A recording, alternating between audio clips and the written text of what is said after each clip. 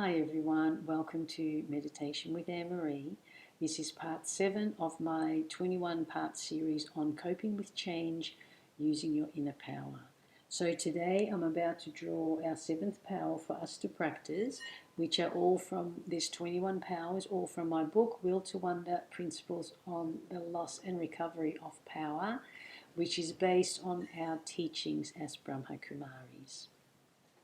So in case you haven't already subscribed and you want to check out my other videos or want to be notified for future videos, make sure you subscribe down below. And also feel free to like and comment. So let's draw power.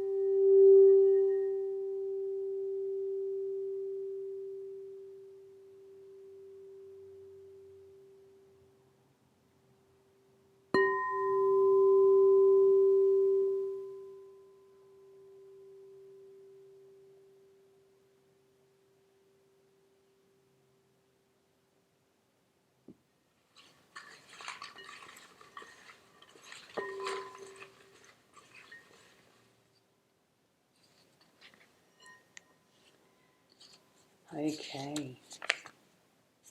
Oh, wonderful. Power of patience. So the power of patience is the ability to let life unfold without force or manipulation. I understand that people and situations will enter and exit in their own time and accept there's a reason and a season for everything. I don't control external events, nor do I let them control me.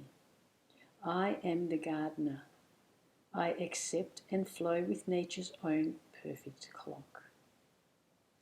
So the supporting virtues are the strengths that will help us strengthen our power to be patient, which is practicing calm, being positive, our creative flow, appreciation, determination, tolerance, and constant.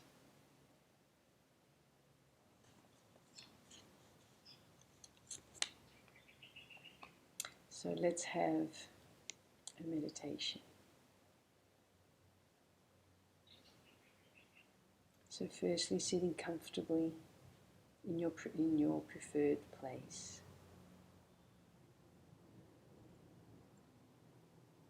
And ask your body to relax. And ask your mind to be cooperative just for a little while. Ask any intrusive thoughts to just wait. And if they insist on coming through, then let them come and let them go. Don't focus on them. Don't fight with them. Don't question or judge them. Just let them come and let them pass. Each time bringing yourself back to this wonderful space of silence.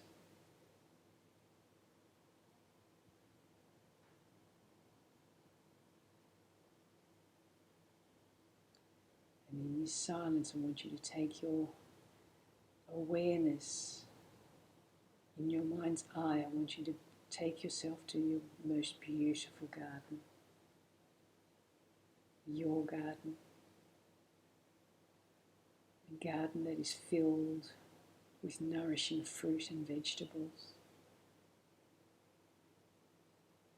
And I want you, the gardener, to plant the new seeds for the new season.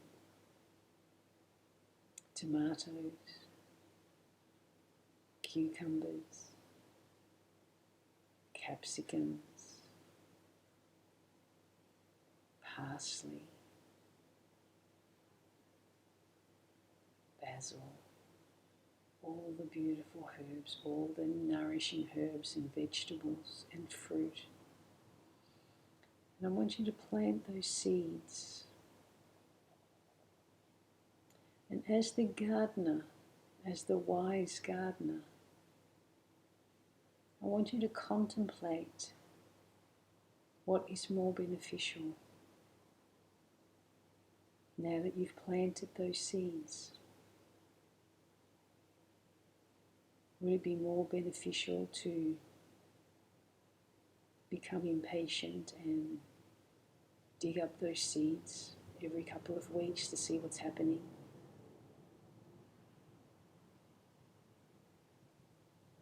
Or would it be more beneficial to use my power of patience and work with nature's own clock and understand the value of nurturing and nourishing within patience? So as the wise gardener, you take the latter, and even though it may feel like a longer route, you know ultimately that path is going to reward you with lots of fruit. So see yourself now nourishing, nurturing your seeds, your inner seeds. Water them, tend to them, remove any weeds that may try and attack them. No different in your mind, removing the weeds of negativity to protect your beautiful virtues, your power. And then as the wise gardener, you also know that nature has its own timing. So to sit and also wait for the sun, for the growth, for the nutrients to build. A fruit or a vegetable without nutrients hasn't got a lot of value.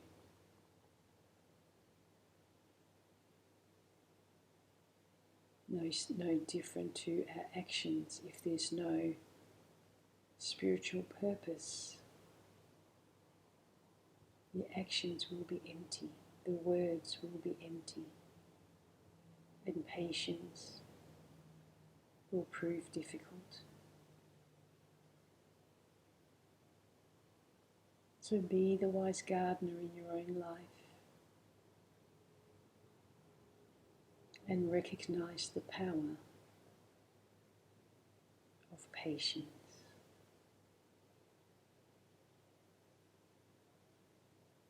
Taking a breath and slowly coming back. Om Shanti.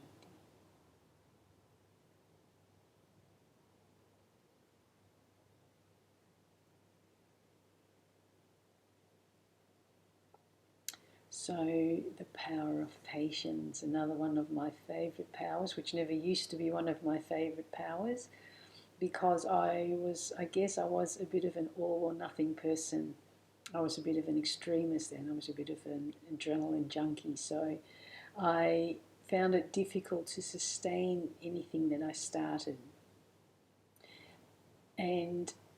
But having learned to strengthen my power of patience, the ability to move forward more consistently, more powerfully, more practically, more productively has been amazing since practicing this patience.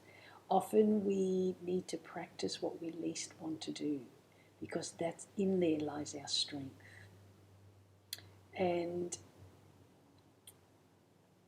the patience helps me recognize and understand and accept that there's a reason and a season for everything, that people will come into my life, some for a long time, some for a short time.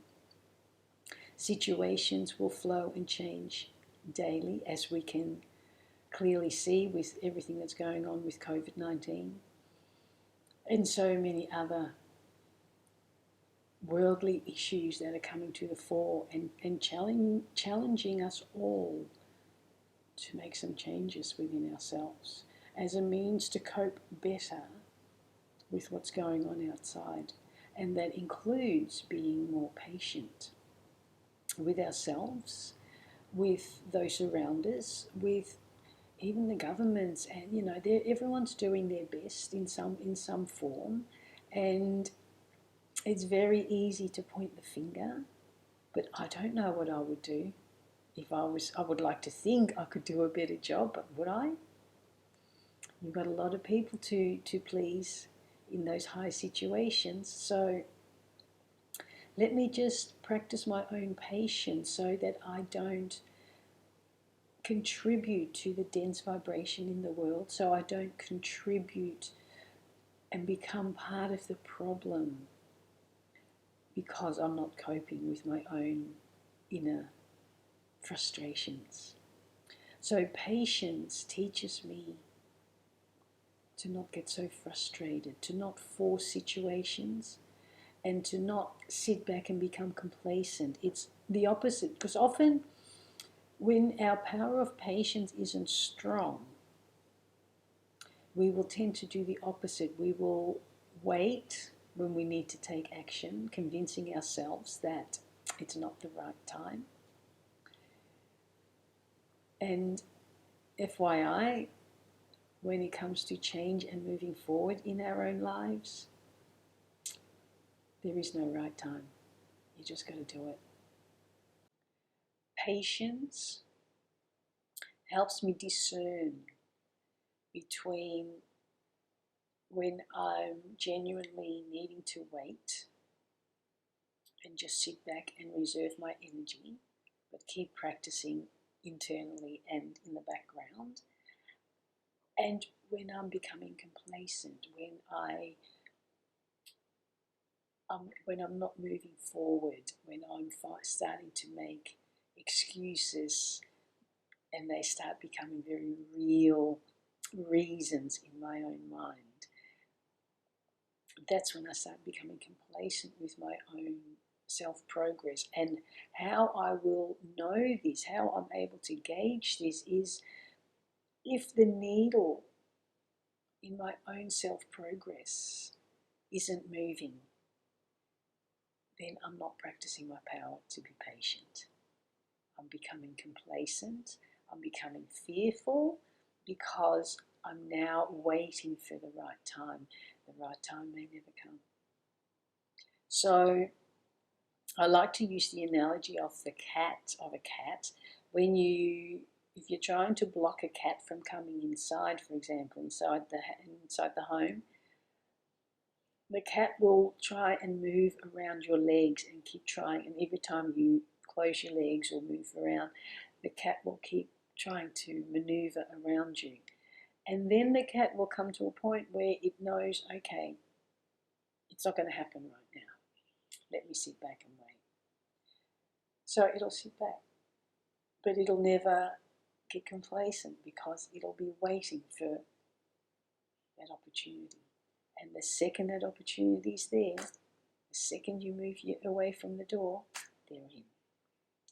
So in a sense, patience helps us be that discernful, to be able to be that cat, to know when to sit back and when to pounce on that opportunity with that love and that courage, because it always takes courage to stretch our comfort zone. And it allows us to give others the opportunity to step up into their own power without getting frustrated with them or without forcing them forward if they're not really ready or if they don't want to. That's not my role to tell them that they need to do it. You should be doing this, you should be doing that. No, let me just work on my own inner power as a means to be able to serve those around me. And from my own experience, having used discipline to teach myself to be patient as I'm consistently working through the steps to get to my outcome, that has been life-changing, because now I finish what I start and I teach others how to finish what they start.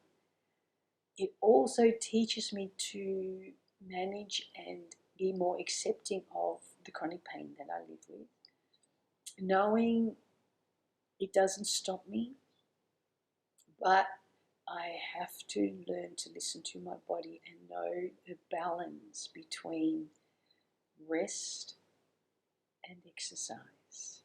So I manage the pain holistically, and holistic healing does take longer, but on my journey of trying to find out what was going on with all this pain that I was experiencing out of the blue, I was always fit and healthy and very much into sport. I used to love the high that I got from the endorphins that would kick in when I was joining the athletics team or part of the hockey team or whatever it was. I was always very active, so it was a bit of a shock to me to all of a sudden in my late 40s, my early 50s, all of a sudden starting with these aches and pains. So, and the worst part was going through several years with different doctors trying to diagnose what was going on, and a couple of doctors telling me that if I didn't take that medication, which I still have heart problems from, then I would be in a wheelchair by the time I'm 60. I'm 60 and a half, and I'm not in a wheelchair. I'm still even teaching hoop dancing, hula hoop dancing for seniors, and loving it.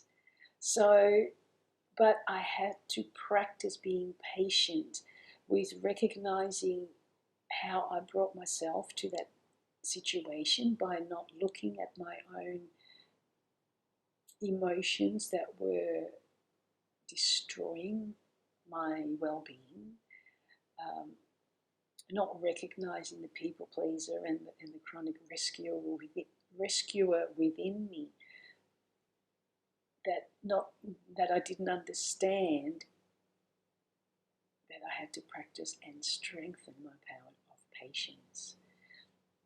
And the more I've strengthened that, the more I'm able to work with the different reasons and the different seasons without becoming passive aggressive. The more I learn to practice turning inward, and through meditation, through positive thinking, through checking and changing myself,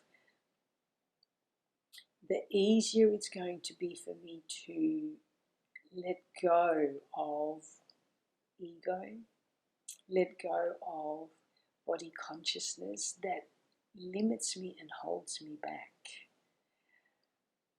When I allow situations or roles that I play to limit me, I forget that I'm this amazing, powerful soul who lives within this amazing physical costume, but that I, the soul, drive, operate this physical costume. But it's the emotions that, when we don't know how to manage them, because our emotions, as I've mentioned before, is our human alarm system. It helps us recognize when we are in danger of being hurt physically or emotionally or mentally or spiritually. And so we need to listen to our inner voice. And that comes with patience. The more I learn to practice patience, the more accepting I become of the world, of what's happening in the world. I may not like it. I may even resist it a little bit. I may get frustrated. But if I'm truly practicing patience, I will understand that this too will pass. One way or another, this too will pass. The law of change states that nothing and no one will ever remain the same. So to try and resist change only means to weaken my power of patience. And when my power of patience isn't strong, I'm going to be that weak little flower, and all the insects of life are going to pick me off very, very quickly. So I need to nurture and strengthen myself from the roots, from the seed, from the roots all the way up the stem, all the way up to the head of the flower, all the way up to the petals. I need to strengthen myself. Otherwise, if my foundation isn't strong, my patience will be weak and I will react to the world around me, and I certainly won't be any help to anyone. I might even lose it and get really angry with people and start blaming and pointing the finger. So the more I use meditation, remember, meditation is a form of positive thinking, so it's not a passive kind of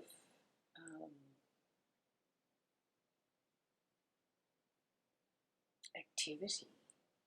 It's a very active process, because we're not just sitting and pretending there's nothing going on.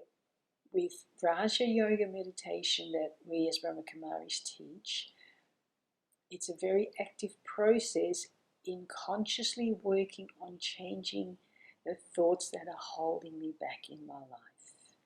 And that includes thoughts of frustration because I'm not using my power of patience, thoughts of anger and resentment and expectation and disappointment because I'm not using my power of patience. So the more I use meditation to strip myself back, to strip off those layers of all those roles, I can then strip back all the expectations, not only of myself, but of those around me and even of nature.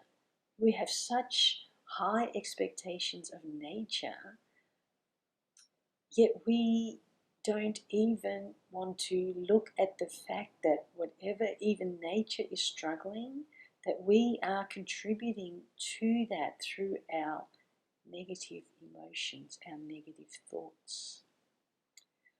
So if I really want nature to cooperate with me, if I really want others to cooperate with me, if I want my own body to cooperate with me, I need to really start understanding the power of patience that I have within me. I have this well of patience, this well of power and peace, because I am power and peace. But I must start living that way. If I can try and convince others that I'm powerful and peaceful, but my actions show something very differently, I'm not walking the talk. I'm not being very authentic. I'm not being very humble. So I need to be able to apply this to really understand it.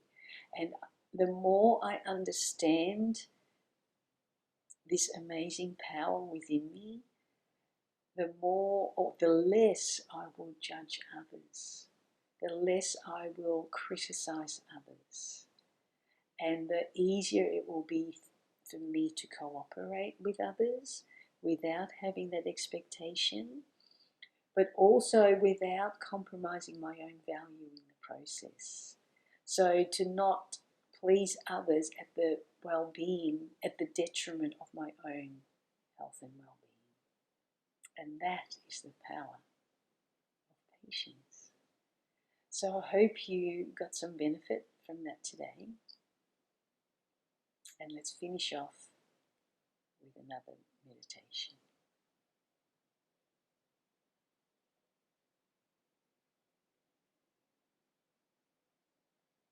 So once again, sitting comfortably with a nice straight spine, shoulders back and relaxed,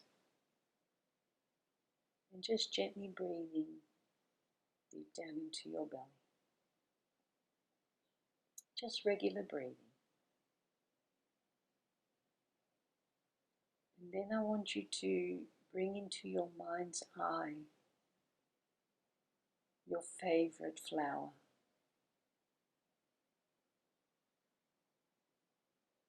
And if you don't have a favorite flower, or you can't think of a favorite flower, think of the color of a flower that you like and bring that flower into your mind's eye. And with every gentle, even breath, I want you to just really look at that flower from every different angle.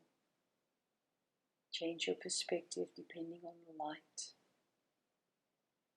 depending on the angle. And with every breath, I want you to slowly peel away one petal at a time until there's only a head of the flower. And then I want you to peel away the head and slowly peel away the leaves if there are any leaves.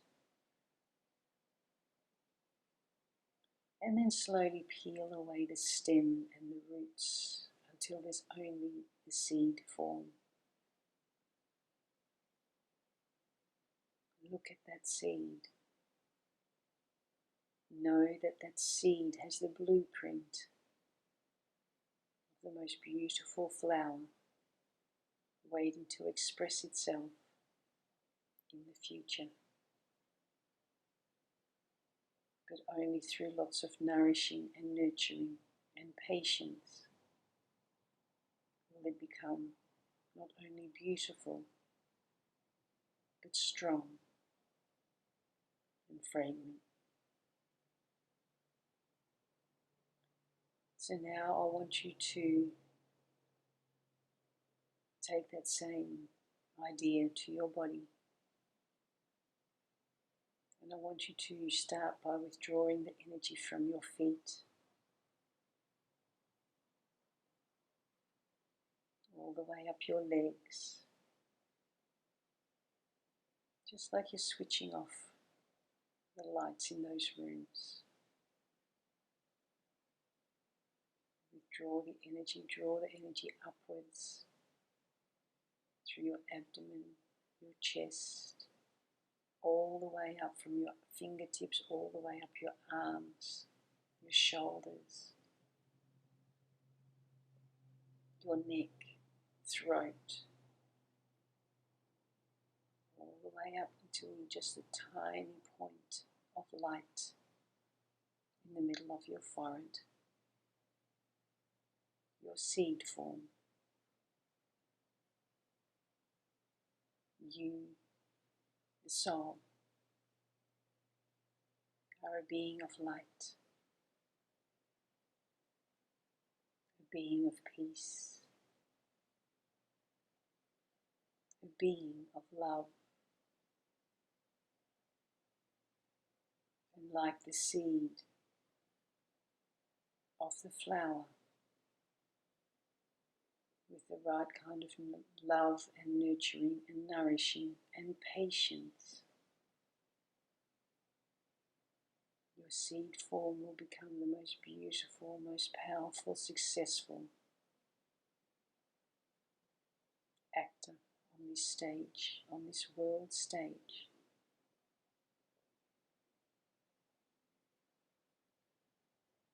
So see your seed form seated in the middle of your forehead, like you're seated on a throne, looking out onto the world through your eyes.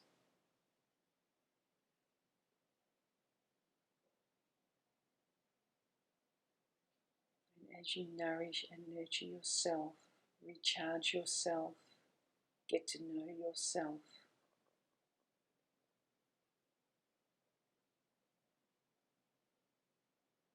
allow that energy to now flow back down into your body, feeling lighter, stronger than you were before. And just allow that energy to flow all the way back down, filling your body with that most powerful, resonating energy.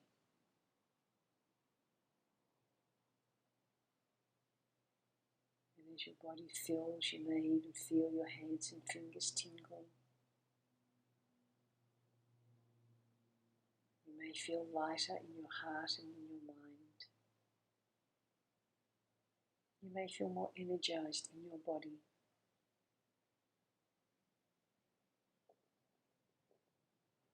This is the nourishing stage of the seed, because as the seed is the blueprint,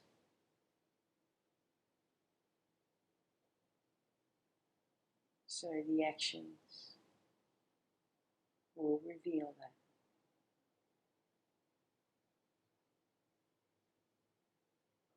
So take a breath and take that blueprint, that seed stage with you. For that seed stage is you. And you need that reference point to return to again and again, whenever you need to. Om Shanti.